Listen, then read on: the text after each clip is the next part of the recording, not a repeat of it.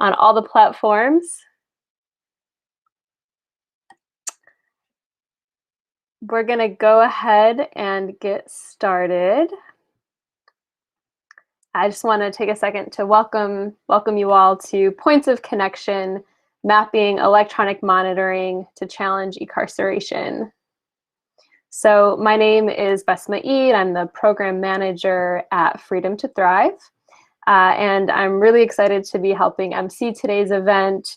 But before we get underway, we do want to take a moment to acknowledge that for many of us non-Indigenous folk, we are here on occupied, unceded lands. I'm joining in from occupied and unceded Lenape territories, and we invite folks to go ahead and share via the chat and acknowledge the land that you may also be occupying.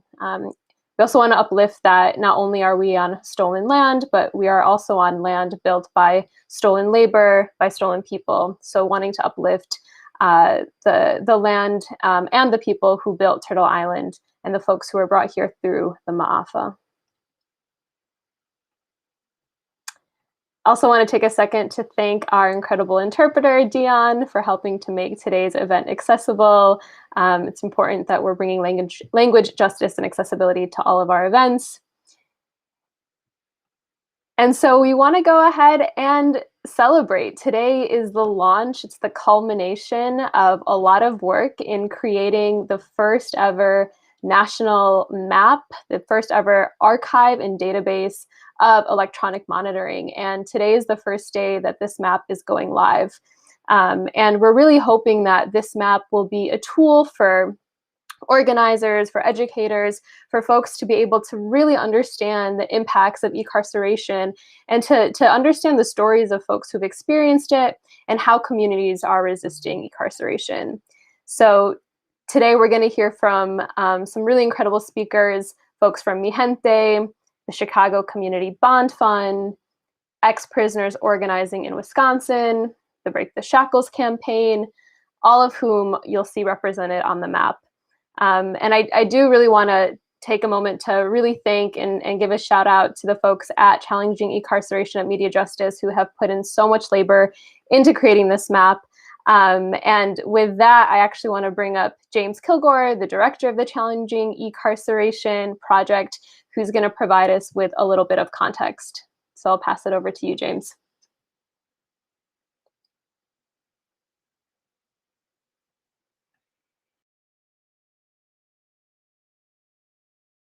Special thanks to our MediaJustice comms team,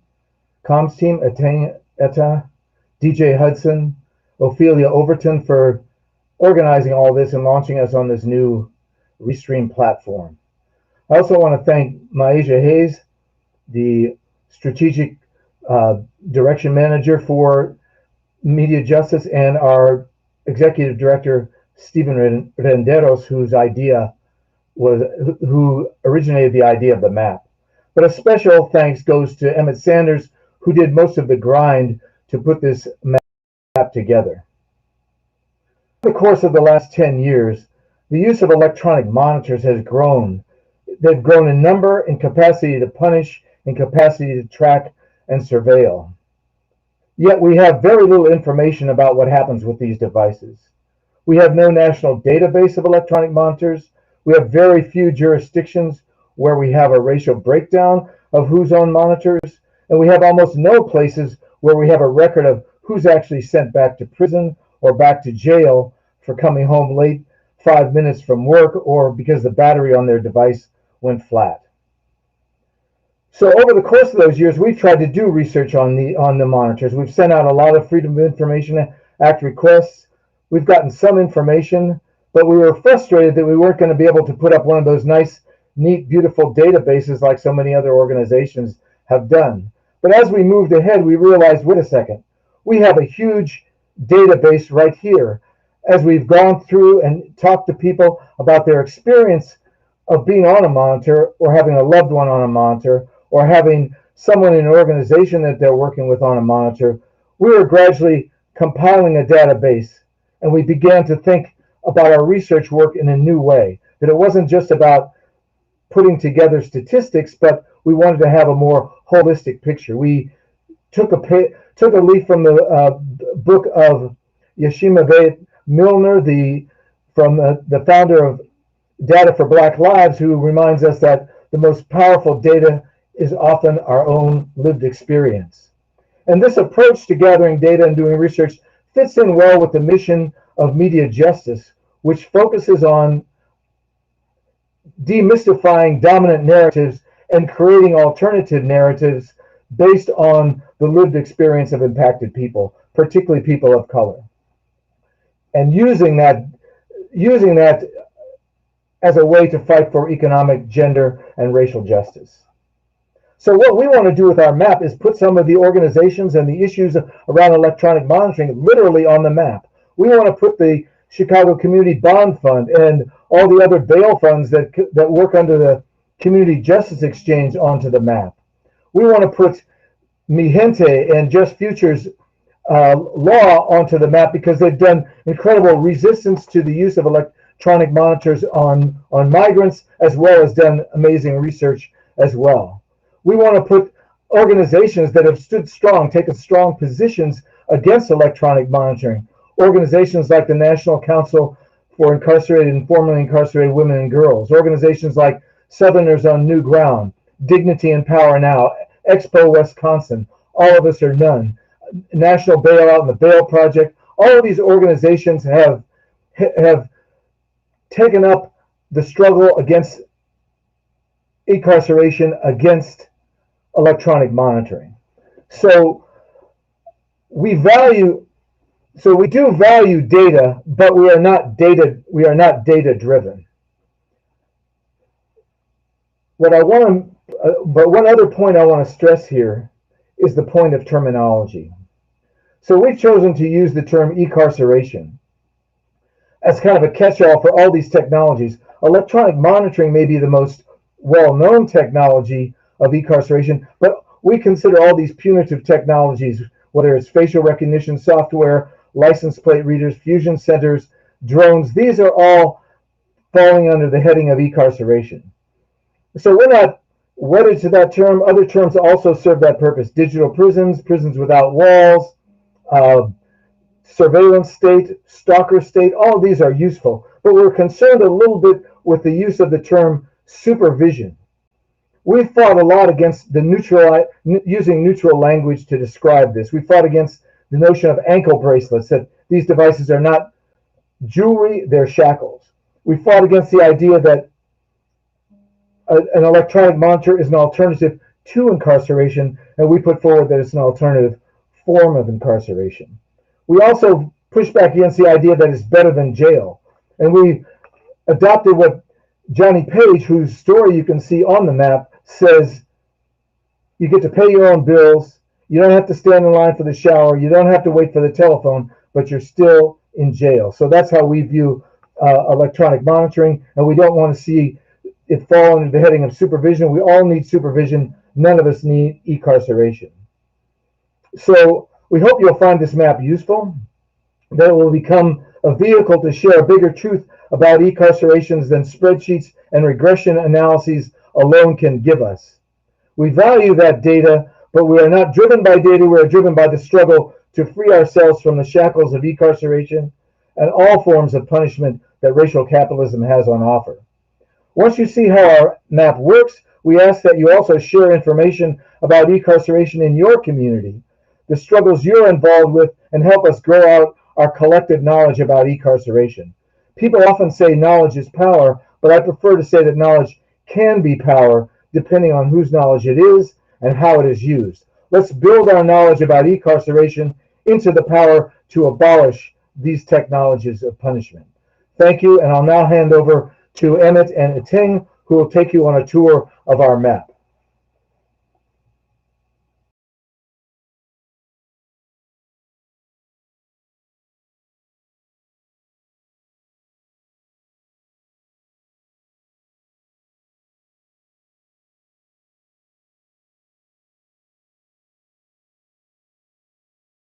Es humillante andarlo. Realmente, cabalmente, unos presos con arresto domiciliar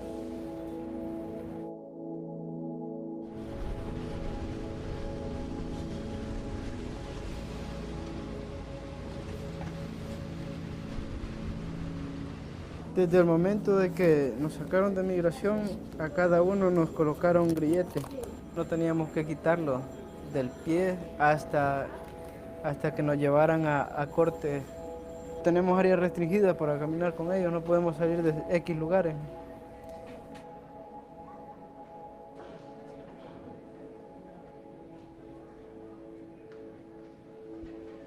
De la cifra de muertos que hay allá a diario, el promedio es entre unos 15 a 25 personas muertas. Homicidio. Que las autoridades no lo reportan es otro. Pues realmente yo me vine por un futuro para mis hijos, porque sí tengo 5 hijos. Para nosotros a veces es algo humillante. Es algo humillante que solo por entrar a otro país, buscando otra oportunidad, nos toque andar cargando con esto, mientras que pues bien sabemos que muchos de los países de nosotros pueden entrar con libertad y no hay discriminación por eso. Es un cargador.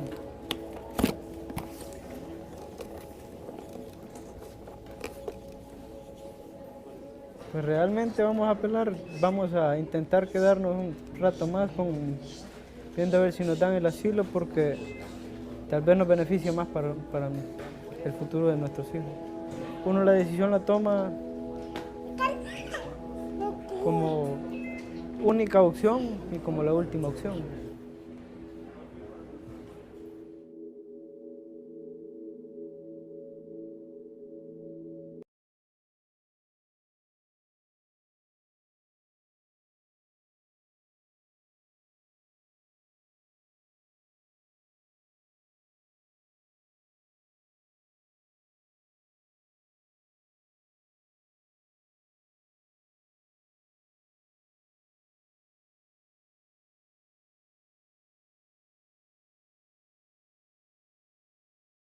Days on it as a condition of my release after spending more than 22 years in Illinois prisons.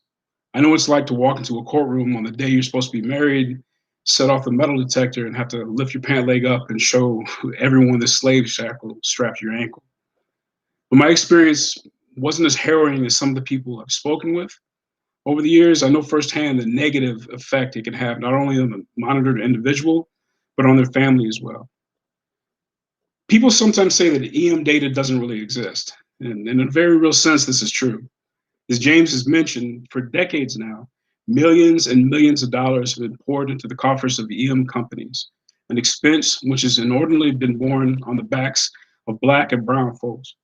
In return, they offer trauma for those commodified and talking points for those seeking to appear tough on crime as well as progressive in terms of justice reform. At the end of the day, however, they have little to offer in way of actual data to support the claims that the use of EM is either just or effective. And we all know that it's neither. This doesn't mean that data doesn't exist, however. There's plenty of data out there. Data exists in the lived experience of every person who's been digitally subjugated and subjected to this dehumanization. Every person who has had their liberty curtailed by this tech-heavy iteration of a slave shackle, who is denied movement to attend the birth of their child, or is forced to give birth with a monitor chained to their ankle, or is told they can't visit the person who raised them as they lay dying just a few miles away. And yes, these are all true stories. One of the first interviews I experienced, I remember sitting in a room full of young Black kids in Chicago. Some of them were no older than 15 years old. All of them had been subjected to EM, some multiple times. And I watched them tell me that it's not set up for us to win. I already know this. And these experiences, they are data, they are real, and they matter. In keeping with that, the process of creating this map actually began years ago when we first began collecting stories of people on EM. For years now, we have been interviewing impacted people, marking trends in both technology and policy, noting legal challenges to EM, highlighting pockets of resistance, individuals and organizations who have taken a stand against the unregulated proliferation of EM as an alternative to incarceration. As many of you on the EM listserv can attest to, rarely a week goes by without some new development in the world of electronic monitoring. Creating this map then, in large part, consisted of consolidating information that has been amassed over the past decade, updating it with new stories and information gleaned from media sources and organizations, and selecting which current issues to highlight in different areas. One thing to note is that over the course of this map being put together, the COVID-19 pandemic took over, bringing with it many new trends, some of which have not found their way onto the map as yet. We have, however, compiled a COVID-19 bibliography, the link for which can be found in the description of the map. So why make this map? So there are several purposes of the map. Firstly, as we have seen, it is a place where the data of lived experiences of those impacted by EM is heard and is visible. Within the map are dozens of videos of impacted people powerfully relating their experience of EM in their own words to serve as a critical counterbalance to the propaganda put forth by EM companies and pseudo-reformists. People can access these videos by simply moving their browser over one of the pins and clicking on it. The map is also intended to serve as an easily accessible database where people can go to locate information about what is happening with EM around the country. People will be able to visit the site, pull up the map, and click on a state, see highlights of what is happening with EM in that state. Those who focus on different facets of the EM fight, will be able to use the filters to hone in on areas to see what is happening with these fights in other states. For example, people whose primary focus lies with pretrial EM will be able to go to the map, click on this pretrial filter, and note which states light up. They will then be able to choose a state, click on it, read about pretrial EM highlights in that state, and then they can click on the video link like this one and to find out about the efforts in Illinois of the CCPF, who we'll hear from directly in the next session, and access the video.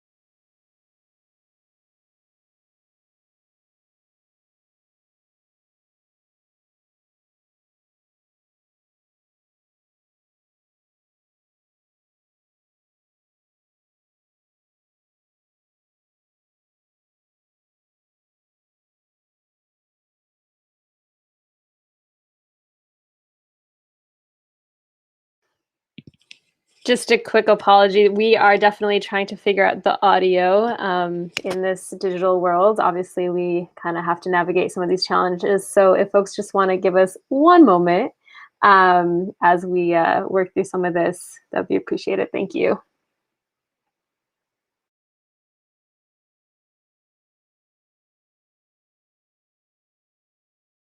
I actually had a court order to be released on electronic monitoring and go back to work, but once I was released, I still had to send documents to the sheriff's department, and they had to give me permission to go back to work, so that took about 6 to 8 weeks to do. Like I said, I had just had a fresh baby, and I wasn't ready to get back to work. My hand was forced to go back to work to go ahead and provide because he couldn't do it. And then my days were cut short because I had to be the one to pick up the boys and get them home and, prepare them for the next day. Once I got the ability to work, I was able to afford an apartment in the city of Chicago, and me and my family were able to move into our new apartment. It took more than 2 months for them to move me to my new location, and that was only because the shackle fell off my leg and they had to replace it. It was horrible. Having some on your leg, always gotta wear pants, ashamed to wear shorts. And just for the public eye, even at work. So just have to always make sure it's covered. Well, what's the whole point of someone having to pay all this money and you guys still dictate their every move? And then, even though he's the one on electronic monitoring, it still feels like you are as well, because you still have the sheriffs to worry about if they want to pop up. It's like you feel like you don't have any privacy, really. It has taken these past 2 years for us to go ahead and get back to a point where we can actually exhale and come up for air and look at each other and say, hey, we are back to where we left off 2 years ago.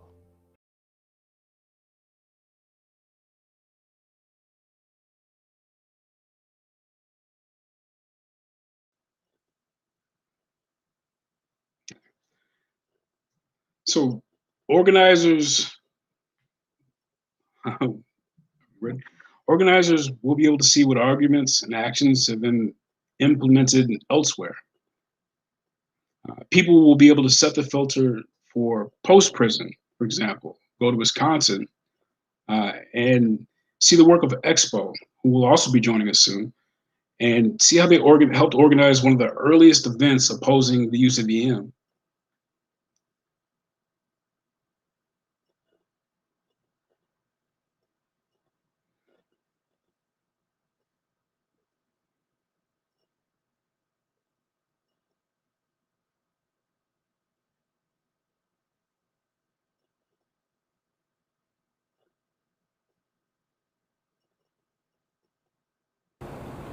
And that's what we're going to do today. That's the issue we're holding up. I passed every drug test they've given me. I made every required meeting, and I have managed to go by all the other rules of my parole agreement. But I've been picked up by the Milwaukee Police Department multiple times because of the electronic monitoring system that is supposed to track me wherever I go. Has reported I was someplace where I shouldn't be. One time the system reported that I was in the middle of Lake Michigan. And for real. I mean, no, this is not, I mean, it's funny, but this is serious, y'all. I was in jail for 5 days before they came to install new bracelets to release me.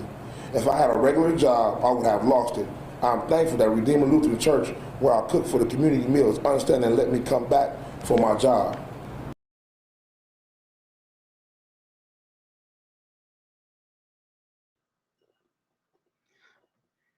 This map is also a living resource of sorts. It's able to be curated and updated. People will be able to submit items and information through our form process, which may then be uploaded onto the map. This allows us to keep abreast of policy pivots and trends to keep the map a current source of information. You can see the link is right here. Finally, but perhaps most importantly, we titled this webinar Points of Connection for good reason. When you're wearing that shackle, that portable prison cell strapped to your leg, it can be easy to feel isolated and unheard. When you're fighting back against the proliferation of EM, it may seem as if you're shouting into a void somewhere. But this is not the case. People are fighting everywhere. We hope this map and the information it contains will be a useful organizing tool that will help forge points of connections between people in different locations who are fighting similar fights.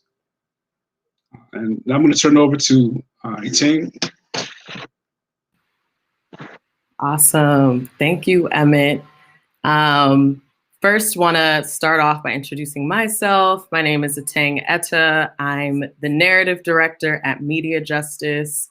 Thank you, Emmett, for so brilliantly taking us through the map and for all the hard work and labor you've put into making this resource a possibility today. So thank you so much. For folks who are tuned in and watching, if there's anything Emmett has shared that resonated with you, that sparked questions, curiosities, I'd invite y'all at this time to drop that in the comment section of whichever platform you're watching, whether that's Facebook or YouTube. Also, if you want to just shower Emmett with some affirmations, I would also invite folks to drop those types of comments in the platform that you're watching us on. And so briefly, I just want to underscore a point that Emmett was mentioning throughout this map demonstration. And that's that we know that stories and narratives move folks to action. And so a crucial element of this map is to be able to map and archive our lived experiences of our comrades who are currently experiencing electronic monitoring, as well as folks who are organizing and resisting this carceral technology together. And so as you all hop onto the map yourself, hover over different states to see what's going on where you are in terms of the fight against electronic monitoring, I just want to re-lift up our map intake form. And so while we're launching this resource today, this is very much a living and breathing document. And so we need your stories, we need your lived experiences. As James mentioned, this is data. And so this map is directly pushing back against the notion that the lived experiences of Black and Brown folks do not matter, because they do. And so as you look throughout the map, you'll watch and hear so many stories of different folks who are impacted. And so we also want to invite you to add your story, since we need that data, we need that lived experience, and it's very much valued by all of us. And so finally, we've got a really packed show, so I'm going to hand it to Basma in a second, but just want to send a special shout out to our partners at Design Action Collective. As you all are checking out the map, if you love it, Design Action Collective built this resource for us, and so we're so thankful to have their partnership throughout. So with that, I will turn it over to our host, and we'll keep things rolling. Wonderful. Thank you so much, Atang. Thank you, Emmett. This is the first day that the map has gone live, and I think all of us are trying to refrain from jumping on and jumping into it all already, because it's definitely a really exciting resource. And exactly like you both put it, this is a living resource. Electronic monitoring and e-carceration is not a niche issue. And I know this might be new for some folks, but I think the map really explains and shows that this is unfortunately something that our communities are experiencing across the country. Folks that are, being held pre-trial, folks in the immigration world. It's not specific to any one community, and I think it's going to take all of us to really fight back and to resist. And so, before we jump into the next piece of the program, we wanted to take a minute to run a little poll. Curious to kind of see what folks might know or what folks might not know about electronic monitoring EM. So which county has the most people on EM? Is it Cook County in Illinois, Harris County, Texas, or Marion County, Indiana? And folks can feel free to drop their guesses in the chat. I can't promise any prizes, but you'll get to feel good about yourself perhaps.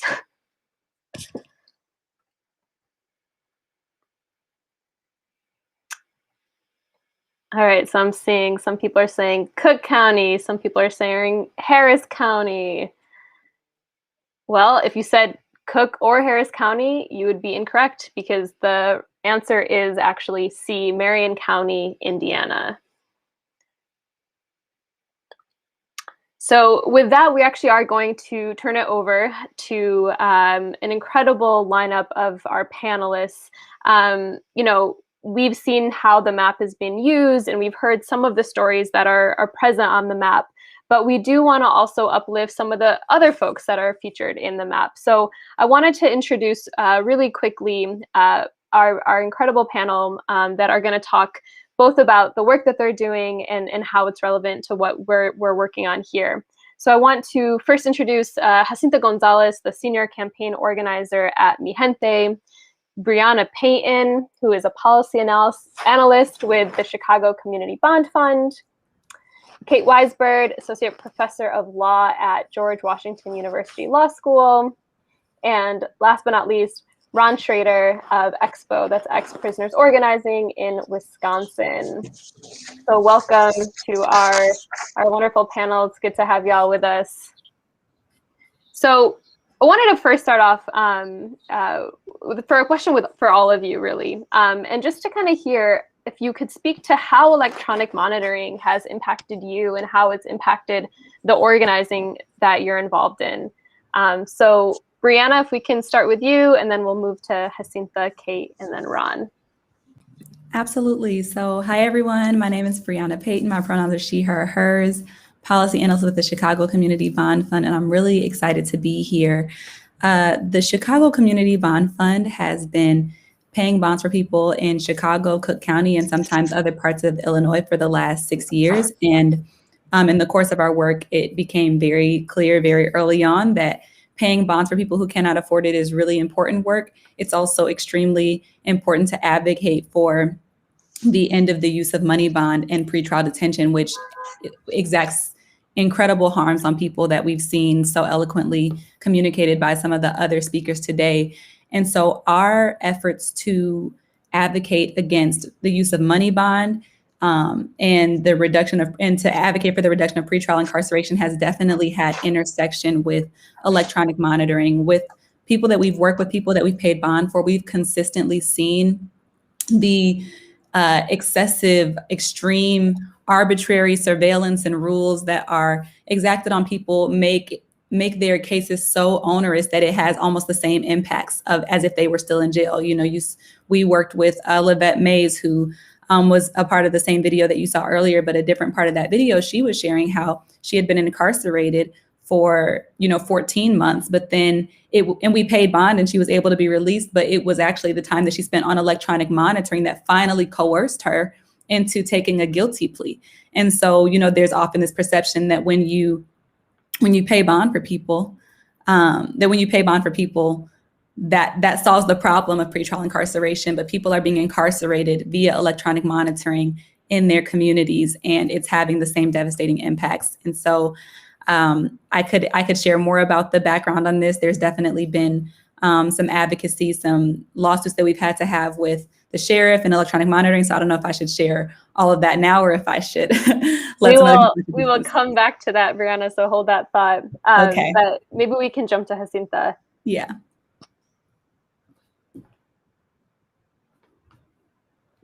Yeah, so thank you so much for having me. It's great to be on with folks. I'm Jacinta Gonzalez. I'm a senior campaign organizer with Mi Gente, use she, her pronouns. I think I first started to notice ankle shackles being used when I was an organizer with the Congress of Day Laborers in New Orleans, back in 2010, 2011. So this has been a problem that has been going on in the community for a really, really long time. And I think what we saw at the beginning was as folks were pushing back against detention, many times ankle shackles were presented as an alternative to detention, right? We don't have to keep people locked up, we'll just put an ankle shackle on them. And I think what we've been able to see since then is there's been an expansion of detention and an expansion of ankle shackles, right? So it hasn't been that one has replaced the other, but actually that it's been kind of a constant expansion of ICE, Immigration and Customs Enforcement, being able to control people. And it's completely unnecessary, right? Many of the folks that do have ankle shackles have them as they're waiting for their court dates. So this is just completely, as was being explained before, it's very similar to how it's being used in the criminal legal context, just being used as a way to kind of intimidate people, to keep people kind of, having that fear constantly in terms of how they're advocating for their cases, how they're navigating being in community, how people see them, how people perceive who they are and how they relate to them.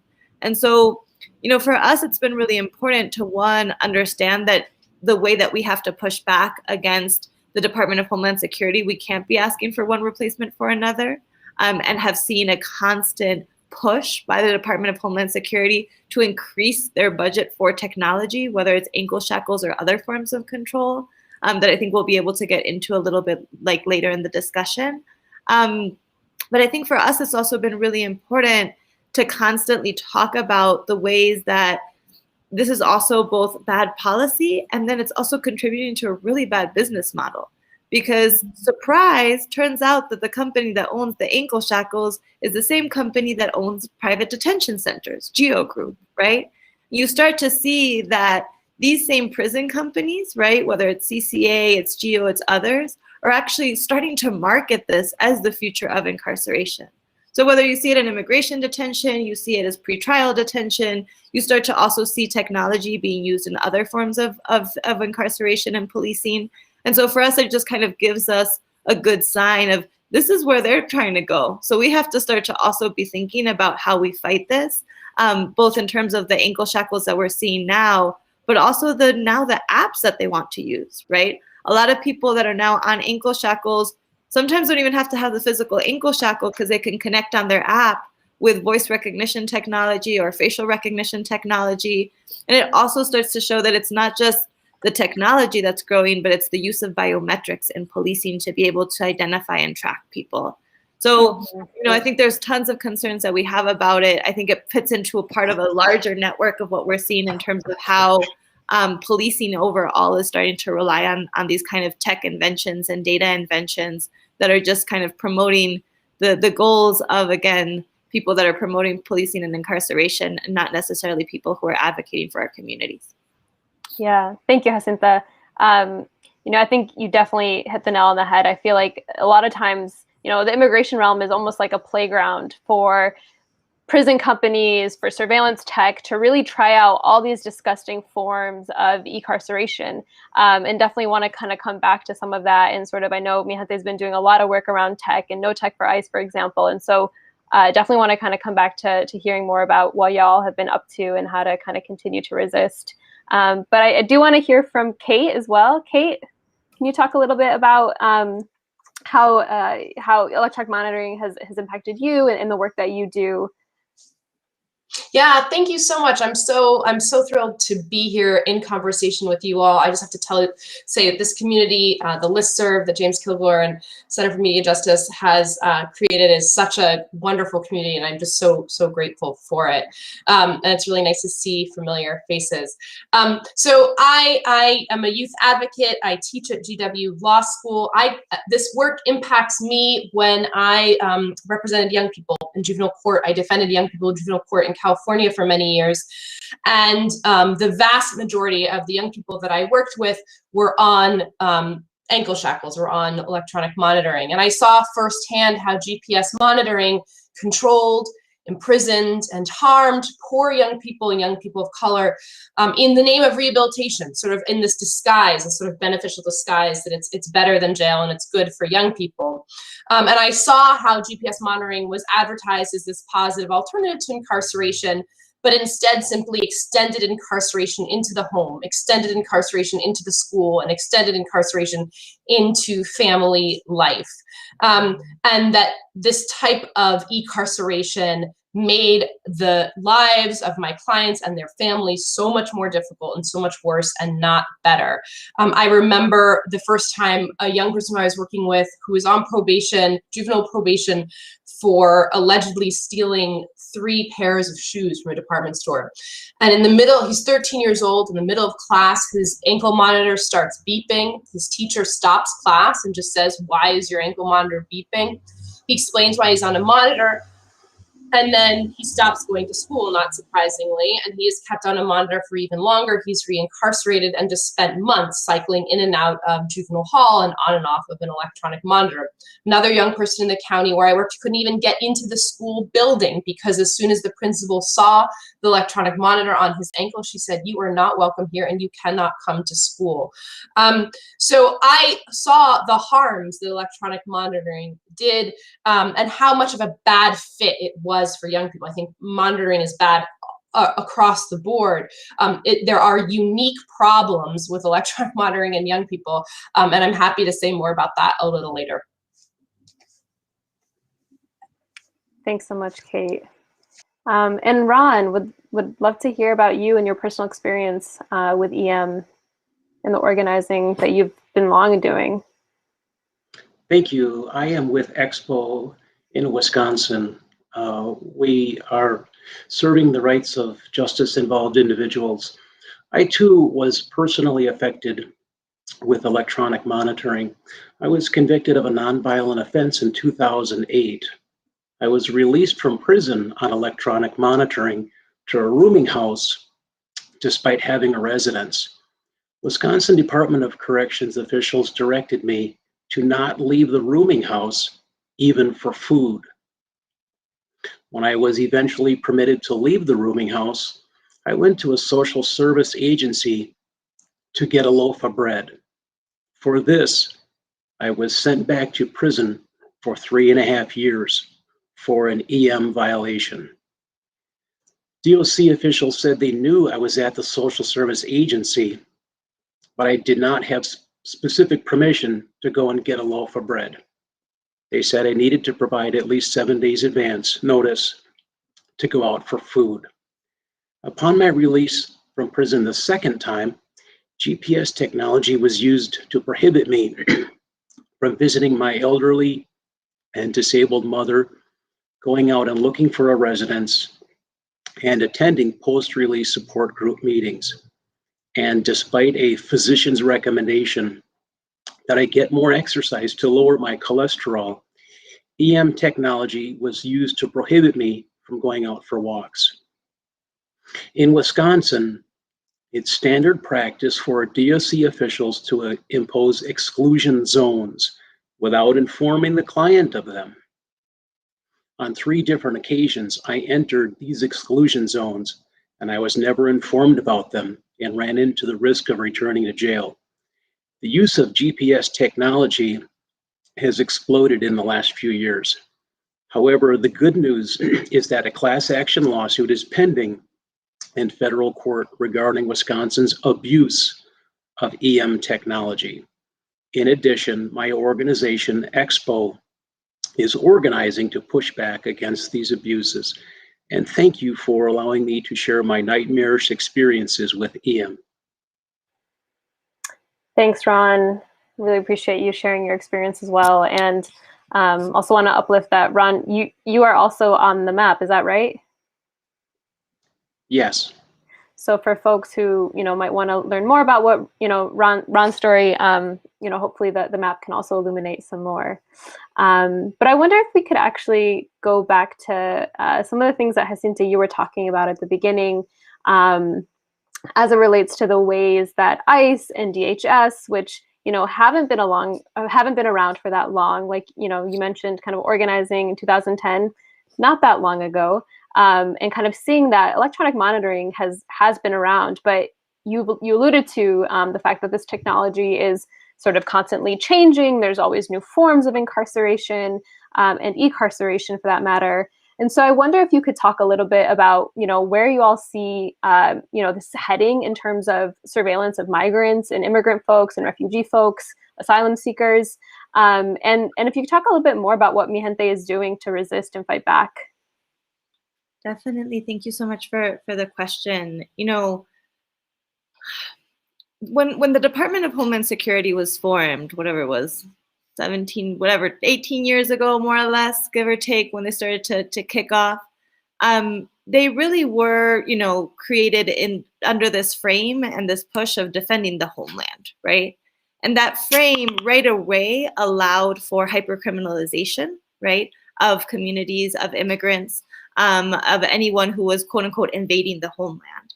And so again, that really gave ICE, that gave DHS the permission to build up the biggest police force in the country, right? The Department of Homeland Security has the biggest police force, but also to really give them tasks and tools because they are an international surveillance agency. So these are two kind of things that are really important to understand about how it's working, right? In terms of what are the rhetorics that they're using to justify the type of surveillance that they have. At first, ICE with this mission of identifying, detaining, and deporting every undocumented person in the country started to go out themselves to deport people. But pretty quickly realized, we're going to have to kind of recruit more people to have on our team. And that's where they started to form really strong connections with local police departments, with local jails, with state prisons, and start sharing information, right? And that's where you start to see IDEN and the Federal Bureau of Investigations, the FBI, start to share information with them, use detainers inside of jails, different programs like 287G or secure communities. And so you start to see a huge expansion and like this merging of the criminal legal system and immigration. But what we started to realize in recent years, and especially get really, really bad under Trump, was that that was not enough for ICE. And all of a sudden, they actually also wanted to use private sources of data and different relationships and partnerships with private tech companies to expand their powers to not only be able to surveil people, but also detain them and deport them, right? And so for us, that's kind of the connection that we see, where we start to see private data brokers like Thomson Reuters or LexisNexis sell bulk information to ICE, which is how ICE gets information about people's utility data or people's medical bills, right? Because that data is kind of sold to someone who puts it in a platform that gives it to ICE, and that's how ICE can conduct its raids.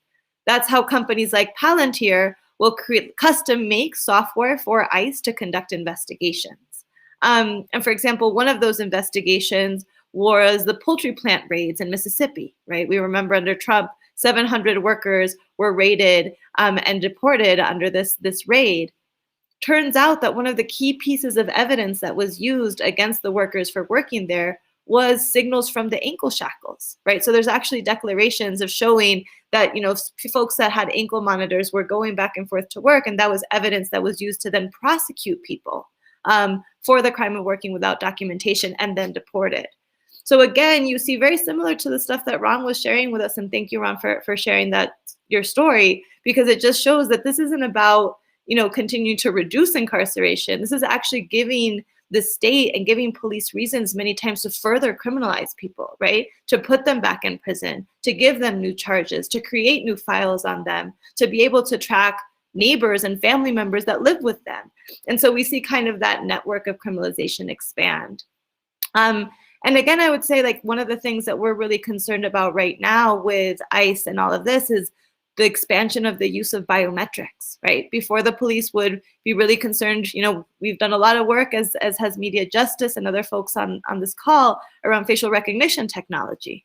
I wish that was what they were looking at right now, right? They're looking at iris scans and DNA and voice imprints, and they're actually working on a database called the HEART database that would include all of that, not only for people in the United States, but internationally. So what we see again is that they're building up more and more systems to be able to get information on us, to get data, whether it's geo-tracking from, again, an ankle shackle or your private medical bill or, your facial recognition scan from walking down the street, process it and then store it, right? Which is why Amazon is making the big bucks, getting the cloud service agreements for DHS and other policing agencies. So for us, it's really important to be able to see this full system and be able to fight back against it, both in terms of demanding, that different policy solutions, like be it in effect, that many of these technologies be banned, and also, to call out the tech companies that are making money off of the criminalization of immigrants and Black and brown folks in the United States. And so for us, that's why we launched the No Tech for ICE campaign, and folks can check it out at notechforice.com. We have a bunch of resources to also just break down some of this, right? We're trying to go really fast to just kind of give folks summaries, but you can see videos, you can see graphics, you can see reports about how all of these technology companies are working to build up the deportation pipeline, but also take action. We know that this is an all hands on deck kind of moment. And so that means if you're directly impacted, right, that there has to be a space for you to be able to push back against the way that this is harming you. If you're trying to do work on your local city, there's a lot of things that we can be doing. There's a lot of things that we can be pushing the new administration to do in terms of federal policy. Investors can do a lot, right, to make sure that these companies are actually, being held accountable in their boardrooms as well. So students have been doing a lot of organizing, pushing back against these companies that are recruiting on their campuses. And so for us, it's really been about creating a movement where, whether you're a tech worker or someone who's directly impacted or an academic, that we can all come to the table and really talk collectively about what are the solutions that aren't reinforcing, models that rely on punishment, that rely on surveillance, that rely on criminalization, because we know that those things are harming our communities in really concrete ways. So yeah, we just really invite folks to check out No Tech for ICE, to be following some of the work that we're doing as Mi Gente. I think, right now we are promoting a lot of work of a campaign called Eyes on ICE, Truth and Accountability Forums, where we're talking directly about the harms that DHS has done, and asking, we sent out a public invitation today to Secretary Mayorkas to come and meet with people who have suffered at the hands of ICE and CBP and talk about what the new policy should be. And a lot of those include a different approach around surveillance and technology. So, the fight continues, but we definitely know that there's just so many things that we can be doing right now to be able to push back against this. Absolutely. Thank you. Thank you so much, Jacinta. And, obviously the hope of this map and these kind of convenings is that for folks to not only to better understand and hear stories, but to then be inspired to mobilize and to support a lot of the work that's happening. And, I want to kind of come back to this piece around sort of these network of criminalization, and how, when I think about how e-carceration has expanded, it's expanded in response to resistance to mass incarceration. And so as, people have finally realized that putting people in cages is a terrible thing, you can see how policymakers and the businesses and everyone that's pushing for these types of regimes to exist needed to find another way to keep folks under surveillance. And so, it's interesting to think about the uprisings from this summer and kind of the demand around defund the police, right? Defund ICE, abolish the police. And so, Brianna, I'm thinking about Cook County and thinking about how instead of meeting these demands, we've actually seen the exact opposite of divesting and defunding. We're seeing massive investment and reinvestment in the structures that exist to kind of criminalize and survey and control our people. And so, I know that in Cook County, we saw, I think, the addition of 1,300 GPS monitors to be used pre-trial. And so I would love to kind of hear about what the bond fund has been doing, how, y'all have been responding to that, and how kind of the broader coalition and the broader movement around ending money bond can push back against the use of e-carceration. Yes, so you are absolutely right that in response to demands for decarceration, the system does not want to meet that demand. It just wants to mold and try to give us a guise of something different. And so, the Chicago Community Bond Fund was actually a part of and is a part of the Budget for Black Lives Coalition. And last year, we were putting a lot of pressure on the county to divest from the sheriff's department and from the jail, and to invest resources into communities. And there was so much, there was community outcry from all the way back in the summer, all the way back during the movement and protests over the summer, to defund the jail, defund the police. And so we're looking at that at the city and the county level. And when the budget cycle came around, we were able to see a decrease in the sheriff's budget by $25 million. And it seemed like it was a lot less than what we asked for. We asked for a $157 million decrease in the sheriff's budget, but it seemed like something that was in the right direction until 2 weeks later, the sheriff went before the Cook.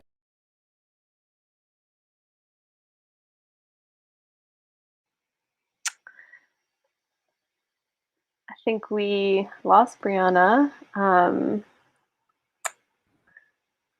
That's so strange. Okay, Brianna is back. Okay. Keeping folks on their toes, want to make sure you're paying attention. If you notice Brianna left, you're probably listening. So Brianna, you were saying how, y'all thought that there had been somewhat of a decrease in the budget, but then come to find out. Yeah, the sheriff was really stealthy. Like, he went back through a different medium instead of through the budget process, went through the contracts for electronic monitoring and got $13 million for 4,000 more monitors. And this time they wanted to have the GPS monitors. And so kind of what Jacinta was talking about with kind of the just advances in the nature of the technology, the sheriff here in Cook County is now wanting everyone to be on GPS monitoring that is meant to track your exact location. And people can't hear me. We can hear you. Okay, sorry. Okay. And so we've been hearing horror stories about, now that people are being transitioned over to GPS monitoring. There's so many, like the gentleman in the video was saying, there's so many false alarms. People are getting violated because these GPSs are spotty and saying that people are in places where they're not, showing them all over the city, all over the county in ways that aren't even humanly possible. But they're trusting this technology and using it as a weapon to restrict people's pretrial freedom. And so what are we doing to push back against this? I think that one of the biggest things that we have done is try to address EM to a certain extent in the Pretrial Fairness Act, which is the law that we just got passed in Illinois to end money bond. One of the things that we did, we would have loved to eliminate electronic monitoring, but as you all know, there is such a commitment to EM, especially when you're talking about ending money bond. It's the first thing that many judges want to turn to. As soon as they're not releasing people on a money bond, they're like, okay, well, I'm going to put you on electronic monitoring. Even though under the cash bond system, if someone paid their bond, they would have been released without conditions in some cases, because in some cases we paid bond and they're still released on electronic monitoring. But under the Pretrial Fairness Act, we guaranteed movement for essential tasks for people that are under electronic monitoring, because currently you have to give advance notice for any movement that you want. You have to give documentation. People are not able to go to the doctor if there's an emergency. People aren't able to take their kids to school. So just guaranteed movement. Also, in the Pretrial Fairness Act, we are making sure that there is a recognition that electronic monitoring is incarceration. So any time spent on electronic monitoring has to count towards any sentence of incarceration, because it is incarceration. And we've seen that so eloquently, demonstrated in the stories that people have shared.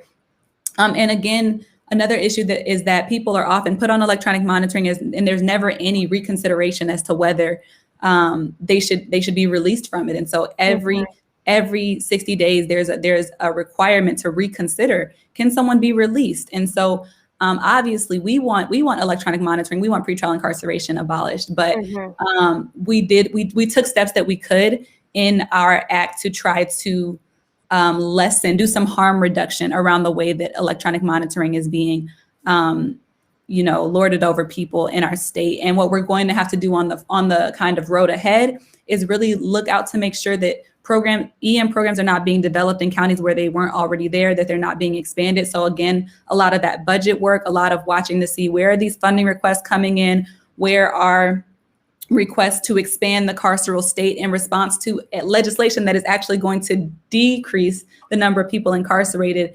We have to watch out for them in response to that, trying to expand electronic monitoring, expand pretrial surveillance, and do what we can to resist that, not only in Cook County, but statewide. And so we're definitely on the lookout for that. Yeah, thank you. Thank you so much, Brianna. You mentioned sort of how it can feel really arbitrary, right? That someone might be on a monitor for an unknown amount of time. It continues to get extended. We see this in the immigration realm all the time when folks are released as part of the quote unquote alternatives to detention, which is not an alternative. But, as we're kind of wrapping this discussion up, I do want to bring it back to Ron, because Ron, you are someone who is living your life entirely with a GPS monitor. And you're also someone who's been actively organizing both with Expo. I think you're organizing with IWOC, you had mentioned as well. So want to kind of hear from you about, what can other organizations really do to bring an end to the practice of EM? Well, that's a good question. Thank you for asking. It's in the courts. So in as much as Expo, IWOC, and other organizations are mobilizing and pushing back against the use of electronic monitoring, it's in the federal courts. And I think that's where the final decisions are going to be made. Back in 2017, the former state attorney general issued an opinion that said if a person has 2 counts on one judgment of conviction, they are then deemed repeat offenders, even if the count happened seconds apart with the same person. So it was that AG opinion that triggered the federal lawsuit challenging the use of GPS. It's important to note that the first time that I was on EM, I was not statutorily required to wear it, but it was through what's called discretionary GPS. And there are checks and balances to that in the Wisconsin statutes, but the DOC ignores those. In that, I mean, they must justify the use of GPS technology through risk assessment instruments and so forth. And the DOC's, Wisconsin DOC's idea of due process is come into the office, we're fitting you up with a GPS unit. That's their idea of due process. And if not, you're going back to jail and or prison. So there's a great deal of mobilizing with Expo statewide, pushing back, but really the matter is really going to be best addressed through the court system. Thanks so much, Ron. Yeah, and also it's interesting to kind of see how things can differ from state to state as well. So kind of your experience in Wisconsin as opposed to kind of what's happening in Cook County in Illinois. Obviously, there's a lot of kind of crossover, but we haven't necessarily seen some federal legislation, for example, around EM so much. So we do have a little bit of time to kind of open it up to the audience. We'd love to kind of take some questions if folks have specific questions for our panelists. Definitely we would encourage people to look them up after the webinar. This shouldn't be the only time you get to interact with them.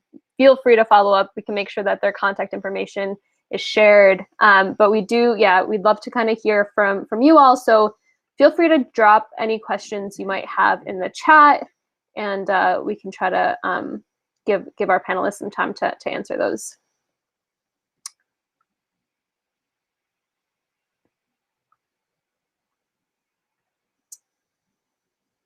So maybe as folks are thinking about some questions, maybe we could kind of start off around, reflecting on this, this COVID moment and sort of how, the intersection between COVID and the way surveillance is playing out.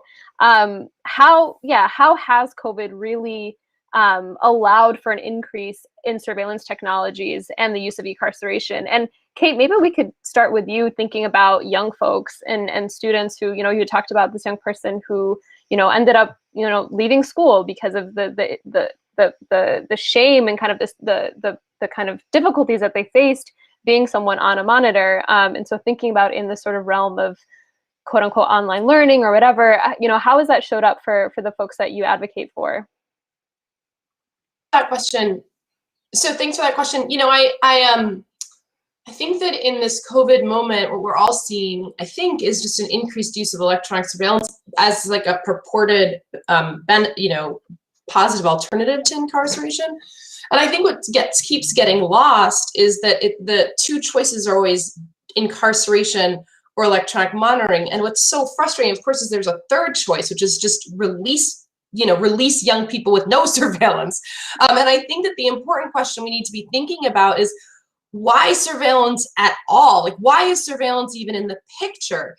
There should be ways that we can support young people and meet their basic health and safety needs without state surveillance and control. And so I think that the defund and abolition movements are pushing in that direction, which is really good, because I think that that is ultimately the goal, which is to get surveillance out of the lives of young people altogether, and replace it with support that is actually meets their needs in this moment in time. And I think what's so hard about electronic monitoring and young people in particular is, house arrest prevents pro-social and family activities. It exacerbates depression and anxiety among young people when they can't leave their home, when they have fear of, violating the rules or being remanded into custody. Electronic monitoring was simply sort of cut and pasted from the adult system into the juvenile legal system with no, tailoring to the needs of young people, much less young people who say have disabilities or young people struggling with housing insecurity. None of that is taken into account. And then the final piece, I think, is just what it's doing to families too. And the young people and families that I worked with certainly, it impacts more than just the person on the monitor when you're talking about young people. It really impacts their families as well, not just like the costs of the monitor, but planning life 24 hours in advance. And also it turns parents and caregivers into police by having to monitor their children and their children's compliance with electronic monitoring.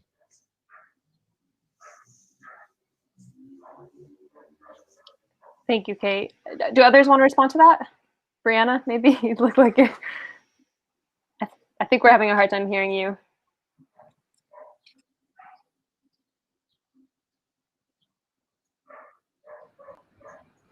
Okay. Can you hear me now? Okay. Yes? Okay, great.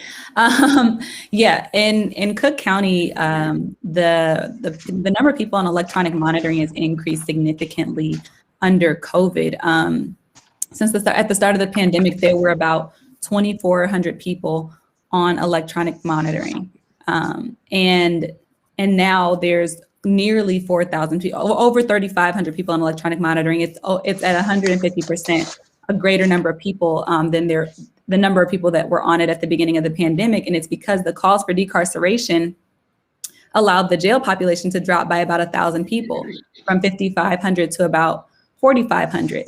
But the number of people on electronic monitoring increased even more than the number of people in the jail decreased. And so now where we're at, prior to the bond reform that we won in Cook County back in 2017, there were 8,500 people in the jail. Now the number of people in the jail is 5,500, but with about 3,500 people on electronic monitoring, we have the same number of people under supervision under the surveillance and harassment of the sheriff's office, and that is largely due to the increase in electronic monitoring. And so it's extremely problematic the way that it's kind of like what Katie said. In COVID, we had the opportunity to just decarcerate, to just remove people from jail who shouldn't even be there anyway. I mean, people shouldn't be in jail, but we had the opportunity to remove people for the sake of saving lives. And you just see the commitment of the system to continually incarcerate people. And if they can't incarcerate people, incarcerate in the jail, incarcerating them in their communities. And it's really tragic. Yeah.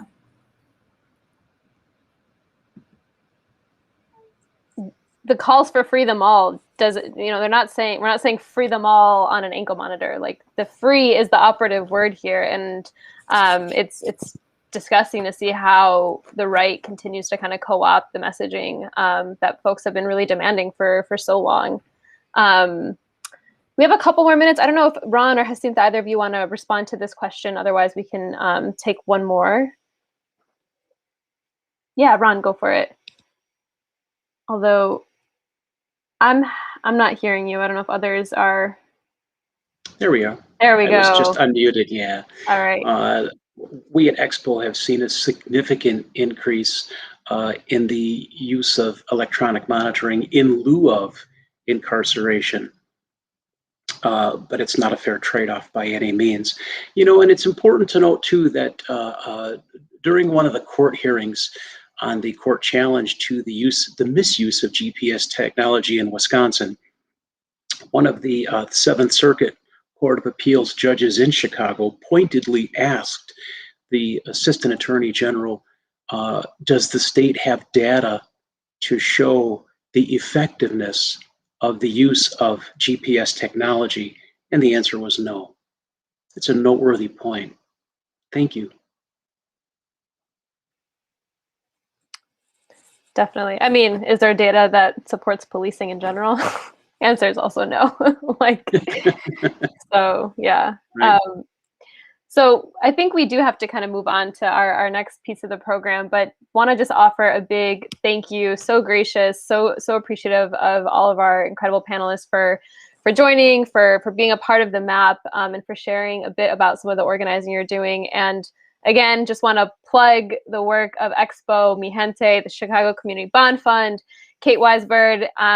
Thank you. And we hope we'll hear more from you all soon. Thank you for having us. Thank you.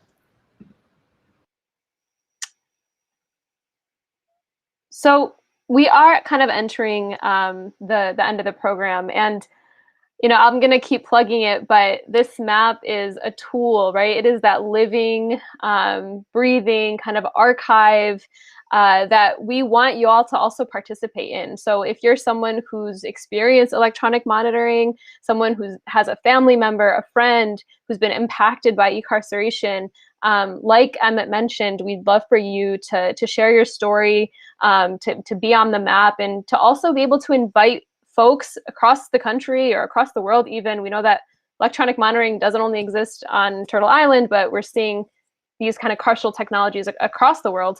But we really would invite folks to get involved in some of the organizing that's happening. And, right now I want to bring up two folks who have been leading some efforts here in New York State around e-carceration and around, struggles for justice. And so I want to introduce briefly Amha Kassa, who is the founder and executive director at African Communities Together. Amaha and ACT and some other folks have been really leading some of the work resisting the predatory immigration bond regime here in New York State. And I'm also really excited to welcome Prakash Shuraman to also join us. Want to first just say welcome home to Prakash, who had 6 years of his life stolen from him as an incarcerated young person on the penal colony that is Rikers Island. So Prakash has recently been released and is fighting his case at home, and would also love for him to kind of talk about how folks on this webinar can also join in his struggle. But Amaha, I'm going to give it to you first to tell us a little bit about Break the Shackles.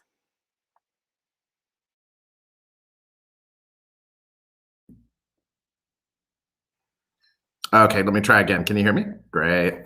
All right. Well, thank you, Basma and Center for Media Justice and everyone who contributed to making this gathering happen and to creating this incredible tool.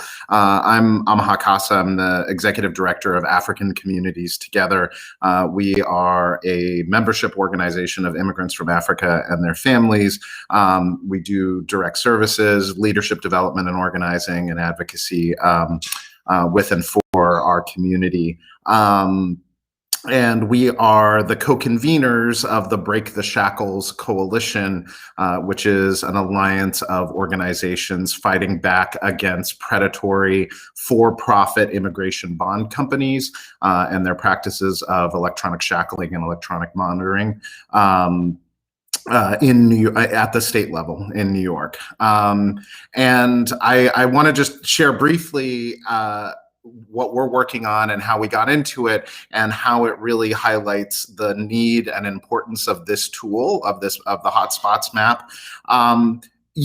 We started this, while many of us were involved, in other abolition efforts or decarceration efforts. We really came to this as an organization that was just providing services to our community members, immigration legal services, transitional assistance, and we had people come to us who had entered the U.S. Either they crossed the southern border or they flew into JFK and ended up in immigration detention. Oftentimes they were asylum seekers, and so really the only thing they were being incarcerated for was exercising their legal right and moral right to seek asylum and seek safety. And after spending far too long incarcerated, they were ultimately released, but forced to pay really exorbitant immigration bonds, $5,000, $10,000, $15,000 and more for people who really got onto a plane with only the clothes they stood up in and had no means of posting those kinds of funds. And so they ended up often with predatory contracts with predatory for-profit immigration bond companies like Libre by Nexus, that not only charged exorbitant fees, often people didn't understand what they were signing because it was never explained to them, but most kind of egregious of all, they were forced to wear electronic monitors around their ankles, and pay for the maintenance of those electronic monitors. And the first time I heard this, I made, you know, the member explain it to me several times over, because I just didn't understand the concept that someone could be forced to pay $420 a month to service their own shackles. And that concept was kind of fundamentally offensive. And so that's how we first got connected to this issue. We would have people come into our offices that would pull up their pant legs, and on one ankle they would be wearing an electronic ankle monitor from Libre, you know, that they were paying to service, and on their other ankle they would be wearing an electronic monitor from the ISAP program. You know, that was a court-ordered monitor, and just the kind of absurdity of that, the cruel absurdity of that, really stuck with us. And so we've been working on this issue for the last couple of years, and I would say that I kind of wish that this tool had existed when we first started working on challenging electronic monitoring, because we could have connected quicker and more powerfully with advocates working in intersecting and related issues around the country, and learn from them. Which we have done over the course of the Break the Shackles campaign, and then as we've developed and introduced legislation, the Stop Immigration Bond Abuse Act in the state legislature, or SIMBA as it's affectionately known. You know, we've really learned from other advocates who have fought these issues in the criminal justice space, in the immigration space, and the spaces in between, about the emerging practices. So when we start, you know, our original draft of our legislation said ankle monitors or electronic monitors. You know, it was advocates like James and other folks who've been fighting this issue on the front lines for years, who said, you know what, the technology is evolving. And we need to define electronic monitoring or electronic surveillance to include anything that's doing surveillance, biometric data, anything that people, you know, anything that's spying on people. That's where the state of the art is headed, and we're starting to see that. So we're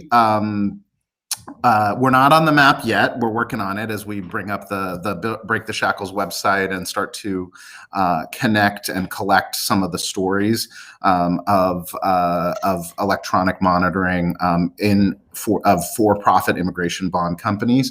But we hope to be on soon, and we also just look forward to this as something that's going to build a stronger network, a stronger ecosystem of people responding and transforming the way that that this country responds to people in the criminal justice system and to immigrants who've been criminalized.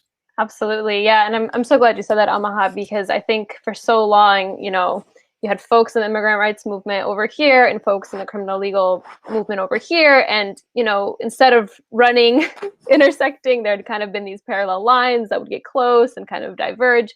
But you know, we've seen specifically, you know, around e-carceration, the way that it's impacting folks not only in the immigration system, but in the crimmigration system, and folks, you know, who've been targeted and criminalized in the criminal legal system. And I do want to bring up Prakash to talk a little bit about his experience as a young person, experienced criminalization here in New York City, being, you know, unjustly convicted. I mean, every conviction is unjust, but unjustly convicted here. And now as someone who's out on the outside, but is also being incarcerated at home on a GPS monitor. Hey, Prakash. Hello, everyone. How you doing? I'm maintaining under my circumstances, just taking it one day at a time. Yeah. First off, I would like to thank everyone, MediaJustice, for this opportunity, and I would like to know, I would like to tell my story and my ongoing struggle with the criminal punishment system here in New York City. Um, my name is Prakash Sherman. I am 21 years old, and I live in Queens, New York. I was arrested on December 9th, 2014, for a crime I did not commit. From that point on, uh, I was gruesomely interrogated for hours until I was psychologically coerced into confessing to a crime I did not commit. I then awaited a trial for nearly 4 years. Most of that time was on Rikers Island. In 2018, I was then afforded a trial. I went to trial. I was convicted. I was convicted in this November of 2018, and I was sentenced to 9 years to life in a New York State prison. That was on December 11th, 2018. From that point on, I started the appeal process in regards to my conviction, and my conviction was overturned on June 24th of 2020. I was transferred back down to Rikers Island on July 1st, which is where I remained at until January 19th.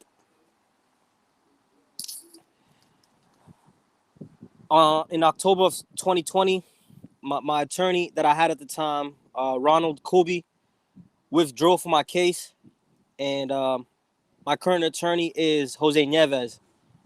Jose Nieves and I submitted an application on November 2nd of 2020. That was my first in-person appearance since my conviction had been overturned, and the judge denied everything. We requested that the judge set reasonable bail. He denied everything. So then we appealed his decision to the appellate court here in New York State, the same court that overturned my conviction. And at that time, they granted me bail at $150,000 cash or bond, with the requirements of being electronically monitored. Bail was set on December 17th of 2020. I was fortunate enough to start like a big fundraising push, and I bailed out on January 19th of 2021. So I've been out for approximately 2 months now, and I'm just out here confined to my house. I can't work. I can't do nothing. Only thing I could do is go to doctor's appointments, my lawyer's office, and court. That's it. That's all I can do. But I'm here organizing and preparing for my second trial. The reason for my conviction being overturned was because my judge denied me from presenting evidence on my behalf. And that evidence was an expert witness on juvenile false confessions. So now this trial, my judge must allow me to present this expert witness. But as of right now, there's no saying when jury trials in New York City will resume due to the COVID-19 virus. And Prakash, you've had, you've been advocating and you've been fighting your case from inside since day one, but it also sounds like you have a lot of community that's also been supporting you. Is that right? Yeah. Yeah, that is a definite fact. My conviction got overturned, and as soon as that happened, I just started reaching out and networking with different organizations, in particularly NYC, and one thing led to another, and I established the Free Prakash Alliance, where there are various amount of abolitionists, organizations that came together and are fighting this fight with me. So as of right now, my next court date is May 3rd. My scheduled appearance in front of the judge is at 2:30 p.m. and I have a rally that's planned at 1 p.m. So I'm just gonna do conduct a rally, try to get as much people to come out and support and demand that Melinda Katz, Queens District Attorney's Office, permanently drop all charges against me. Yeah, and I'm sure there are a lot of folks who want to support you, so we'll make sure we drop the Free Prakash Alliance info. But you know, Prakash, you talked a little bit about it, but you know, being out but also being confined to your home on an ankle monitor, how has that impacted you, like fighting your case? I mean, don't get me wrong. I'm you know, I'm blessed to be out here and be given this opportunity to fight my case from out here, but it's like I feel like I'm locked up just out here. I honestly do, and that's the truth. Like I in a half an hour, I have to call the sheriff department every day at 5 p.m. sharp to check in and like ask them, what is my battery percentage?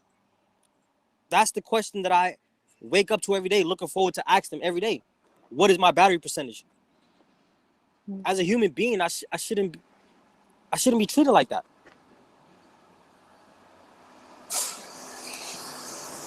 Absolutely, yeah. Well, you know, we definitely are all here with you in solidarity. I'm also a Queens resident. I will be glad to do whatever needs to be done. Melinda Katz she's heard a lot probably from me, and I'm happy to keep coming at her. But it sounds like May 3rd, maybe there'll be some opportunity for folks to mobilize. So definitely keep us posted. And, you know, we really want to just say thank you for sharing your story.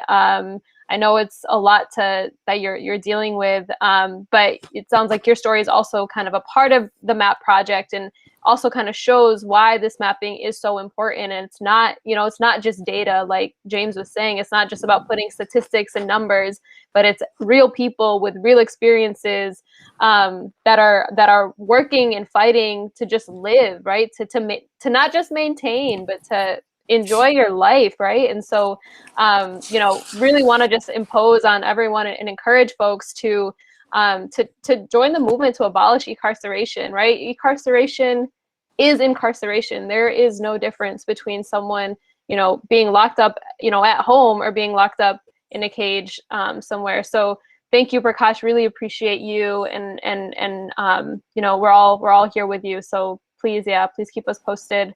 But we are unfortunately at time, a little bit over time, in fact. And so I do want to bring up James again to kind of bring us home and close us out. So take it away, James. Although I don't know if I'm not hearing you. James? Can you hear me now? All right. You okay. are. Thank you to everyone. Amazing. We had a few technical hiccups, but overall, fantastic. I mean, this website is about making connections, about bringing together different people, and I felt so inspired, and I felt so angry closing with Prakash because I've talked to him offline quite a bit, and I can just hear the frustration of being stuck in your house. I mean, Brianna talks about pretrial electronic monitoring, people being locked up, not being able to fight their case, and here is Prakash sitting in his house trying to pull his life back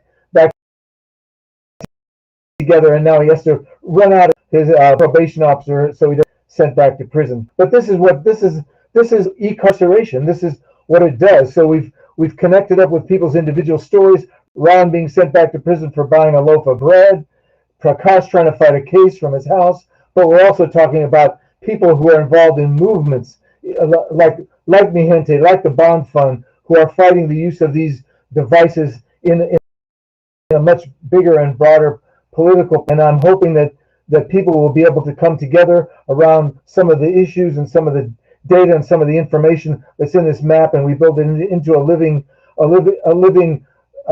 process that can strengthen struggles against e-carceration and against mass incarceration for abolition across the country. So I want to thank everyone once again. Thank Vespa for doing an amazing job of navigating all of this. It was really incredible what you did, and thanks to everyone else who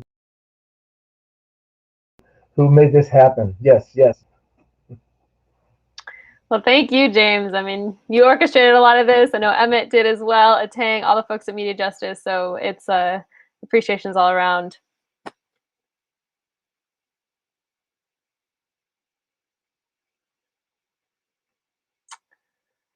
All right. Well, with that, I think we can sign off. Thank you, of course, to Dion, our interpreter, all the folks who made the kind of tech stuff happen. And yeah, we don't want this to be the last time y'all interact with the map. Please check it out.